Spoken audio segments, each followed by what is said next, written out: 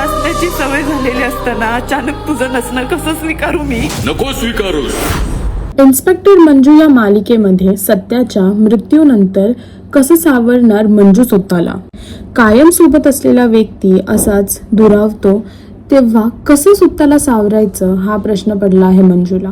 मंजू सत्याचा फोटो घेऊन खूप रडत आहे आणि फोटो बरोबर बोलताना दिसते. ती फोटो बरोबर बोलते की तुझ्या आसरेची सवय असताना अचानक तुझं जाणं कसं सहन करू मी.